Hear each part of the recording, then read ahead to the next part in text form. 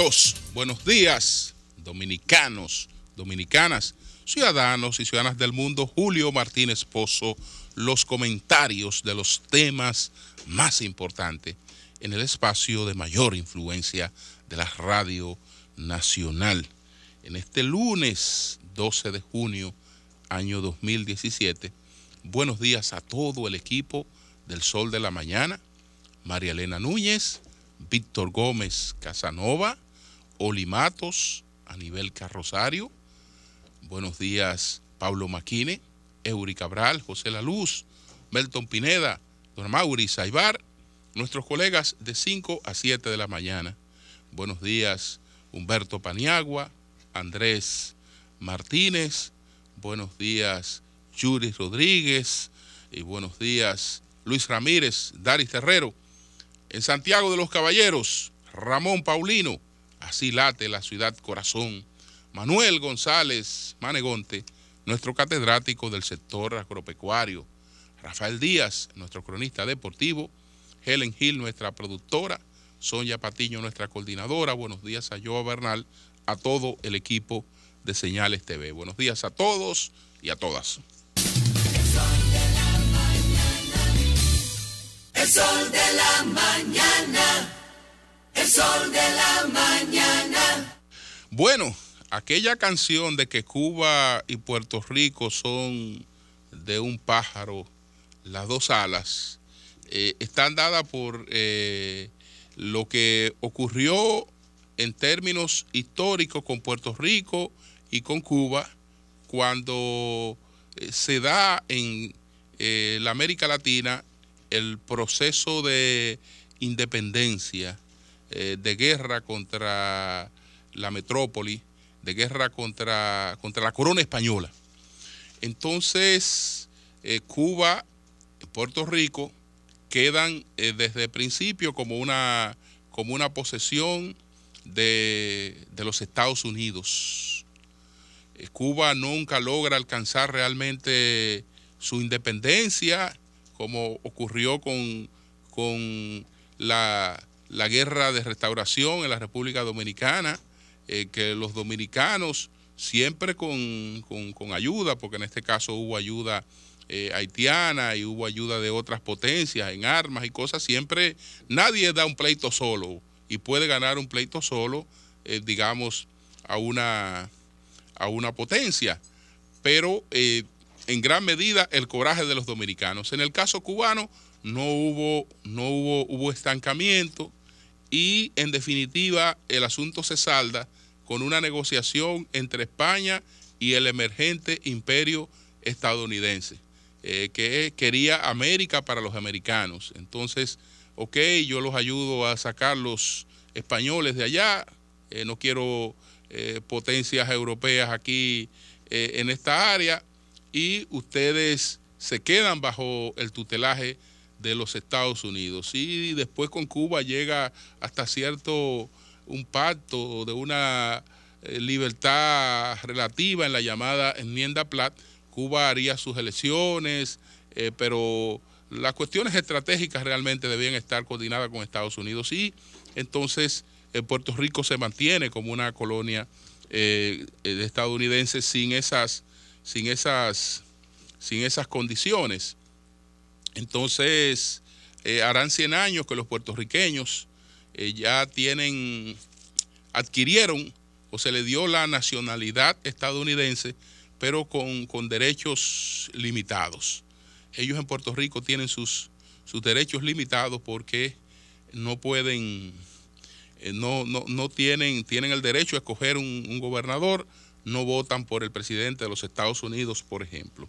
Entonces ayer desarrollaron un referéndum, no es vinculatorio, lo que quiere decir que las cosas que se aprobaron ahí no pueden ser impuestas a nadie, pero que sí pueden medir el estado de opinión en la población. Lamentablemente esto fue una jornada que varios partidos boicotearon. No estamos hablando de una participación que pueda decirse que fue una participación estelar, apenas un 23% de los electores participaron, y entonces cerca de 500.000, estamos hablando de que unos 457.959 sufragaron en favor de que se convierta en el estado número 51 de los Estados Unidos. Y una parte muy mínima, porque esos partidos boicotearon, de los independentistas que no llegaron a 10.000 votos, y la parte de los estatistas que tampoco llegó a 10.000 votos. Entonces ellos lo que piensan es que esto es un punto de partida, pero habrá que ver cuál es el interés de los Estados Unidos en relación con este tema. Yo en eso soy de lo que pienso que tal vez para poca salud ninguna. Puerto Rico pues es parte de los Estados Unidos, pero entonces es parte de los Estados Unidos con sus derechos limitados. Cuando otros estados entran en quiebra, pues la política federal puede auxiliarle. A Puerto Rico, como es un estado libre asociado, no puede auxiliarle, pero la libertad solamente es entre comillas. Puerto Rico no puede ir, por ejemplo, ningún buque que lleve mercaderías, que lleve electrodomésticos, que lleve lo que sea, no puede tener como primer desembarque un puerto puertorriqueño. No lo puede tener. Entonces, ¿de qué libertad usted está hablando? Pero eso ocurrió en el día de ayer en Puerto Rico. El sol de la mañana, el sol de la mañana. Aquí se produjo en el día de ayer un recorrido nacional de Marcha Verde por las calles de San Francisco, de San Pedro de Macorís. Ya ellos habían estado en San Francisco de Macorís. Ayer tocó a San Pedro de Macorís, la misma actividad que se ha desarrollado en otros lugares del país. Los mismos actores, acompañados de algún factor local, pero la misma gente que ha estado manteniendo vivo este movimiento, que tiene la bandera de lucha contra la impunidad. Entonces, algunas cosas importantes no solo del recorrido, que ya sabemos que siempre envuelve varios miles de personas que concurren desde distintos lugares y se aunan con las personas del entorno y del lugar, y eso forma realmente una masa atendible, significativa. Entonces, los detalles importantes. El documento, yo voy a leer la nota que ellos mismos emitieron, ya redactada periodísticamente, pero redactada por ellos mismos, en función de lo que ellos entienden que fue su actividad. No vaya a ser que algún reportero, al darle una redacción, no destaque los elementos que ellos entienden que son los más importantes. Por eso ellos pronuncian su discurso, pero también elaboran la nota, es decir, ellos elaboran el relato como quieren que ese relato aparezca. No son los únicos que lo hacen, pero esto está hecho así. Entonces, este es un documento hecho por ellos mismos. Marcha Verde exige excluir a jueces PLDistas del caso Odebrecht. Anuncian marcha nacional en reclamo de investigación de Danilo, Leonel, Hipólito y otras grandes figuras. La Marcha Verde exigió hoy que ninguno de los jueces de la Suprema Corte de Justicia vinculado a los intereses del Partido de Liberación Dominicana, PLD, participe del juicio contra los funcionarios, legisladores, dirigentes políticos y empresarios que están o serán sometidos penalmente por el caso Odebrecht. Al leer a coro el manifiesto de la marcha en la región este, en San Pedro de Macorís, miles de activistas del movimiento rechazaron cualquier tipo de participación de los magistrados Hirohito Reyes, Fran Soto y Alejandro Moscoso Segarra en el más grande escándalo de corrupción de las últimas décadas, por considerar que los 3 jueces podrían favorecer a los corruptos PLDistas con sentencias benignas, como la han hecho en otras ocasiones. Para el movimiento, además, llegó la hora de que el Ministerio Público cite e interrogue al presidente Danilo Medina por los serios indicios que existen sobre el financiamiento ilegal de sus 2 últimas campañas electorales con fondos de la constructora mafiosa. Ahora o nunca debemos aumentar el reclamo de justicia en cada rincón de la patria para que ningún integrante del lodazal Odebrecht quede impune, dice la proclama, en la que también se exige la persecución penal de las sobrevaluaciones del contrato de Punta Catalina y la venta irregular de los terrenos del CEA, causante de la muerte de 2 hijos meritorios de San Pedro de Macorís. El Movimiento por el Fin de la Impunidad convocó a la ciudadanía, ya esto es la convocatoria para la otra actividad, ¿no? Convocó a la ciudadanía de todo el país a la marcha nacional que se realizará el próximo domingo 16 de julio en el Distrito Nacional, en reclamo de que el caso de Odebrecht se profundice, incluyendo la investigación penal del presidente Danilo Medina y de los expresidentes Leonel Fernández e Hipólito Mejía, así como la de Reinaldo Pared Pérez, Cristina Lizardo, Rubén Bichara y los demás funcionarios legisladores que estuvieron al frente de la promoción, negociación y aprobación de los contratos mafiosos. Entonces, la marcha nacional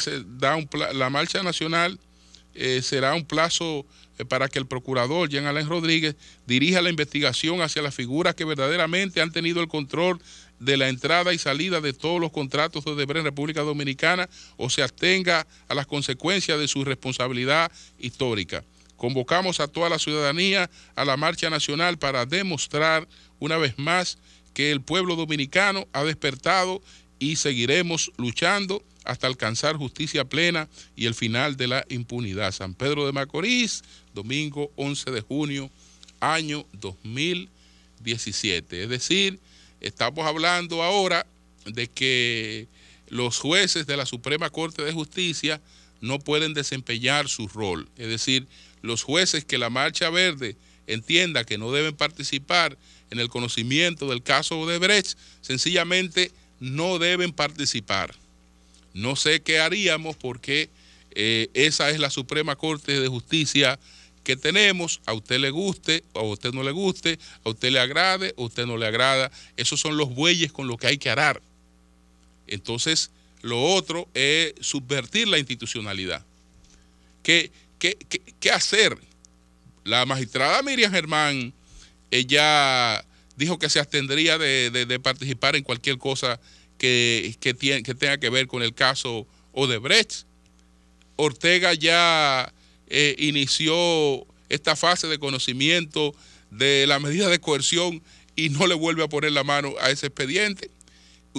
Entonces nos quedaríamos sin jueces de la Suprema, porque solo bastaría que pongamos otro y esos otros sean recusados. Entonces no tendríamos un expediente que no habría jueces en la República Dominicana para conocerlo. Y entonces, ¿qué es lo que estamos buscando? Lo que estamos buscando es llegar a un punto de vacío institucional. Y eso, desde luego, que hay que ser sumamente cuidadoso con esas pretensiones. Lo demás es parte de la lucha política interna del PRM. Cuando se apareció Hipólito en los carteles en Santiago, presentado como un político corrupto, eso se atribuyó a reacciones aisladas de participantes en la Marcha Verde.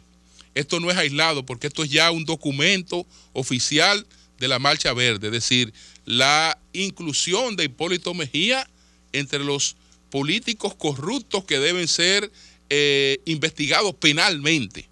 Esto es una petición oficial de la Marcha Verde. Pero resulta que todo el mundo sabe que esa petición oficial de la Marcha Verde no es ajeno a un sector del PRM que tiene un grupo que es apéndice de ese sector y lo financia. y lo financia. Y entonces, como parte de la lucha interna para descartar a Hipólito Mejía, vamos a presentarlo como un político corrupto. Esto, desde luego, tiene su repercusión porque en los seguidores de Hipólito Mejía esto cae como una pedrada en un ojo y están sumamente indignados por esta cuestión que es adrede, que es a propósito y que incluso lo que hace es darle un carácter cada vez más politizado a ese movimiento. Pero ellos ensillan su burro, saben hacia dónde lo llevan.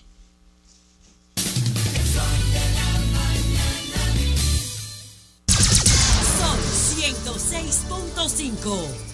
Sobre el caso Odebrecht, señores, la motivación de la resolución del juez Ortega. En este caso, señores, parece que no fueron suficientes los errores y las mentiras del Ministerio Público. Las falsedades del Ministerio Público no fueron suficientes. El juez Ortega también les ha seguido los pasos y ha incluido falsedades en este expediente y ha incluido cosas que ni siquiera el Ministerio Público, con todas sus falsedades, incluyó. Y cito el ejemplo de Juan Temístocles Montaz. ¿Por qué razón este señor mantiene la coerción a Juan Temístocles Montaz, este magistrado? ¿Ustedes saben por qué? Él dice lo siguiente: número uno, Juan Temístocles Montaz, ministro de Economía y Planificación, quien se desempeñaba como secretario técnico de la presidencia. Entonces, haber recibido suma de dinero, solo que la imputación y, digamos, las pruebas graves que él tiene, por lo que justifica la coerción, porque además Temístocles representa un peligro para la sociedad. Es decir, porque ese fue el factor que la protección de la sociedad fue el factor que más tomó en cuenta. Entonces, pero miren por qué. Miren por qué. Porque por haber recibido suma de dinero por parte del imputado Ángel Rondón Rijo para asegurar la transmisión y financiamiento de los préstamos de forma ágil. Señores, eso no lo dice nadie en la acusación de Odebrecht. Marcos Vasconcelos Cruz no dice que Juan Temístocles Montaz recibió dinero por haber tramitado de forma hábil los proyectos de ágil, los proyectos de Odebrecht. Incluso por el contrario, Marcos Vasconcelos Cruz pone en duda que lo haya recibido. Y dice lo siguiente: cabe aclarar que la actuación del secretario técnico de la presidencia en favor de la gestión hecha por Ángel a la compañía probablemente no se tratara de un pago en el momento de la aprobación del financiamiento en cuestión. Aquí este señor no está diciendo que nosotros le mandábamos pago de Odebrecht a él por los proyectos, sino él está diciendo no, la relación con él probablemente no se tratara de un pago por estas gestiones. De lo que sí yo tengo algún conocimiento es que probablemente él le diera colaboraciones en su campaña, cosa que ni siquiera el ingeniero Temístocles Montaz ha desmentido, haber recibido colaboraciones en campaña de Ángel Rondón, pero no pago por soborno. No pago por soborno, eso es un invento del juez, un invento total del juez.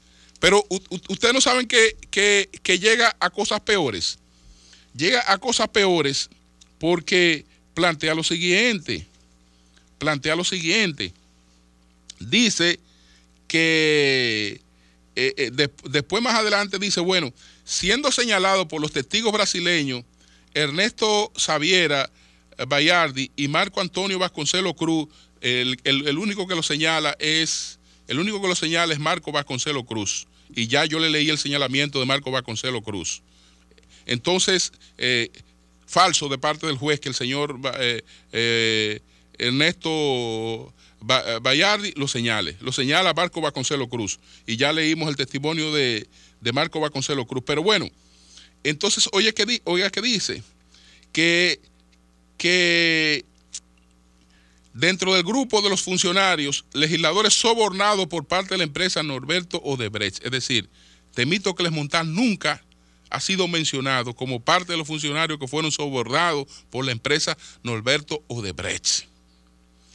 Entonces dice, la constructora Norberto Odebrecht le hizo aporte para su campaña de la precandidatura.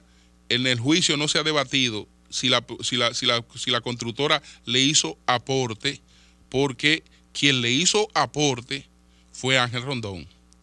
Ángel Rondón maneja una carpeta con una cantidad de empresas que pudo haber hablado con una persona que le solicitara alguna colaboración en términos políticos y él le entrega la colaboración, pero solo él sabe cómo ha manejado estos recursos que va a dar en su colaboración, si son de un paquete de la empresa, si entre varios de sus negocios él pues ha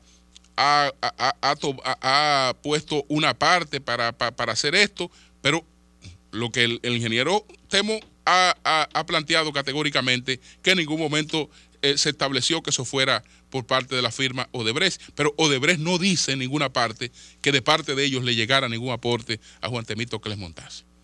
Entonces, pero señores, ustedes saben qué función le da el juez a Juan Temístocles Montás.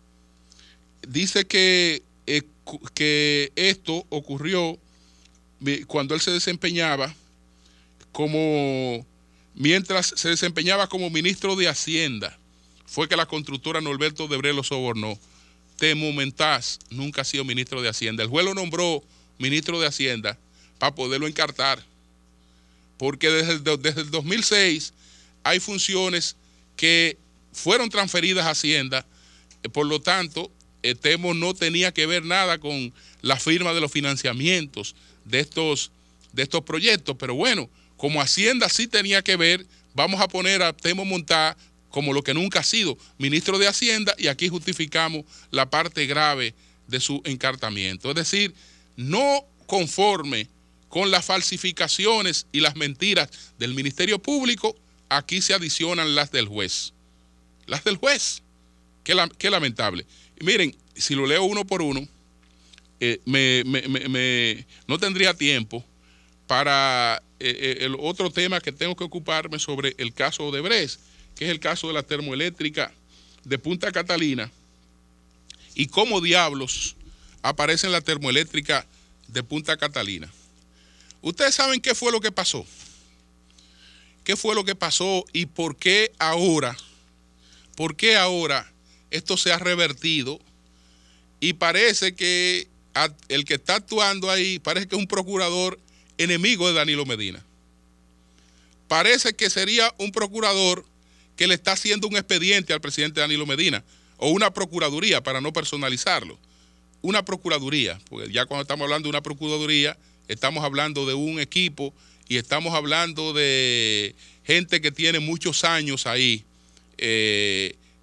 laborando, y sabrá Dios a qué intereses responde. Usted sabe qué fue, por qué se ha formado este bendito lío. Este bendito lío se ha formado porque la Procuraduría pues tiene en el expediente, e incluso varios periódicos lo han publicado, los aportes que recibió el empresario Ángel Rondón de parte de Odebrecht a las cuentas de empresas de Ángel Rondón, las transacciones que se hicieron en beneficio de las empresas de Ángel Rondón. Pero ¿ustedes creen que la Fiscalía, que el Ministerio Público tiene eso producto de una investigación profunda que hizo y descubrió aquí que se había hecho tal transacción, que descubrió por allí que se había hecho tal transacción y descubrió por allí que se había hecho tal transacción? No, eso no es producto de una investigación del Ministerio Público, eso no es ningún hallazgo del Ministerio Público. ¿Usted sabe de qué es producto eso que algunos medios han publicado? Eso es producto de la buena fe de un encartado que les entregó al Ministerio Público la información de los recursos que recibió y se la entregó acompañada de los contratos que avalaban esas sumas que había recibido con fechas específicas, cantidad específica y empresa a través de la que se había hecho la transacción. Eso se lo dio Ángel Rondón y está en el legajo de documentos que Ángel Rondón le dio a la Procuraduría. ¿Usted sabe cuál fue el aporte de la Procuraduría? ¿Cuál fue el aporte? Lo único que el lápiz se le fue. ¿Cuál fue el aporte?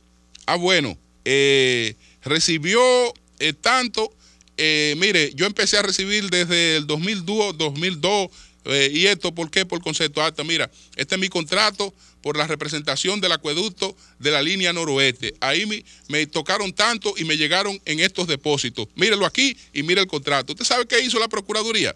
Empezó desde el 2001 a ponerle a cada suma que recibía para sobornos a funcionarios y legisladores, y empezó con el lápiz, con el bolígrafo, desde el 2001. Pero caramba, se le fue la mano porque llegó al 2012 y siguió de largo. Y le fue poniendo el mismo estribillo a cada una de las asignaciones que veía que había recibido de fondo Ángel Rondón para soborno a funcionarios y legisladores, para soborno a funcionarios y legisladores, para soborno a funcionarios y legisladores. Caramba. Llegó el 2012 y el hombre siguió de largo poniendo para soborno a funcionarios y legisladores. Entonces, del 2012 para acá, ¿cuál diablo son esos funcionarios y legisladores que van a sobornar? ¿Y cuál era el proyecto que estaba pendiente? Con la agravante de que a ti te están entregando una serie de documentos que explican incluso por qué sumas de dinero que obedecían a deudas anteriores se recibieron en esa fecha, pero como a ti no te interesa la justificación del dinero, sino lo que tú quieres poner es que eso es para soborno, resulta que tú has puesto que la administración de Danilo Medina se manejó el 69% de los sobornos. Entonces, ¿a quién diablos es que tú estás acusando? De manera directa, ¿es a Punta Catalina? Es a Punta Catalina que está acusando de manera directa. ¿Por qué? Por la torpeza de no entender que hay cuestiones a las que hay que aplicarle la lógica. Es decir, si estamos hablando de un soborno de 92 millones de dólares y este señor te ha presentado lo que ha recibido y ha recibido como 81 millones de dólares y algo, tú no puedes pensar, porque la lógica indica que si él recibió 81 millones de dólares, no iba a distribuir todo eso que recibió. Porque el empresario trabaja para algún beneficio. Él no es un padre Villini. Él no es un padre Villini que está ahí para que todo lo que recibió él iba a salir y lo iba a regalar a funcionarios y legisladores. Y entonces, pero no solo eso, que como el soborno era de 82 millones, de 92 millones, él recibió 81. Pues él salió y buscó 11 millones y pico de las otras empresas, lo puso y también salió a distribuirlo. Hermano, eso no tiene lógica. Eso no tiene lógica. A ustedes de principio le dijeron, mire, si usted se pone a buscar el soborno por aquí y se concentra en buscarlo por aquí, va a quedar entrampado. Va a quedar entrampado porque esto probablemente tuvo una expresión a través de distintos canales. Señores, si hoy estuviéramos un ministerio público que le estuviera diciendo al país, mire, este señor Ángel Rondón manejó una parte de los sobornos de Odebrecht. O este señor tenemos tantas transacciones que dicen que fueron para soborno. Pero caramba, ¿qué puede él haber manejado para soborno? Yo me imagino que tal vez un 10 de lo que recibió o un 15 de lo que recibió, pero él no va a manejar, si hubiese manejado algo para soborno, no va a manejar el 100% de lo que recibió. Entonces lo que quiere decir que falta mucho por investigar para usted saber a través de qué canales corrieron los 92 millones de dólares, porque la lógica indica que no pudo haber sido por esa vía. Porque para hacer por esa vía. Bueno, ¿cuánto le tocaba a este señor? Este señor le tocaba, por los contratos que me ha entregado, le tocan entre 103 y 107 millones de dólares. Me ha dado todas las transacciones que suman unos 81 millones de dólares, me la ha acompañado de los contratos. O aquí hay otra cosa. Yo tengo que demostrar que este señor, en vez de recibir estos 81 millones de dólares que él ha recibido, yo tengo que demostrar que este señor recibió 300 millones de dólares. Porque ahí yo puedo justificar que a él le tocaban, si tenía contratado 107 millones, vamos a suponer, él tenía contratado 107 millones. Perfecto. Entonces él recibió 200 millones. Miren que me están sobrando 92 millones de pesos. Esos 92 que me le adicionaron a estos contratos que él tenía de representación desde el 2001, es lo que yo puedo decir. Mire aquí la prueba del soborno. Él nada más él tenía que recibir tanto y recibió tanto. No. Pero lo que ha recibido está por debajo de lo que tiene contratado con esa empresa. Entonces usted tenía que seguir moviendo la mano. Ahora, creyendo que lo estaba acusando a él y creyendo que tenía un expediente contra él, le ha hecho un expediente al gobierno. ¿A ti parece la mano que se estaba moviendo ahí, se estaba moviendo para hacer un juicio político a Danilo Medina? No se estaba moviendo para esos encartados, porque lo han hecho con tanta torpeza que fíjese en qué estamos metidos. En un cuestionamiento innecesario de un proyecto que todo el mundo sabe cómo se manejó. Que todo el mundo sabe cómo se manejó, que Starling Consulting vino aquí, coño, y usted lo entrevistó y le explicó cómo manejaron esas cosas. Y mira a ver si tomó en cuenta para nada lo que Starling Consulting le explicó. Absolutamente para nada. Entonces, meten esta vaina de ese modo. Esto se ha revertido, Esto se ha revertido. Primero, nadie cree en toda esa aparatosidad. Entonces, esa aparatosidad que se hizo para apresar a esa gente se ha convertido en un boomerang. Se ha convertido en un boomerang. Porque todo el mundo, porque eso, después de lo que se vio, todo el mundo se ha percatado de que fue un show innecesario. Pero también la arbitrariedad de mantener a personas presas sin pruebas, da la sensación de que se quiere ocultar algo, de que se quiere demostrar que se ha hecho para no hacer. Esa es la sensación que da. Yo no sé cómo se va a superar esta situación, pero la verdad que es un atolladero, que cualquier salida es una salida de un costo político muy alto.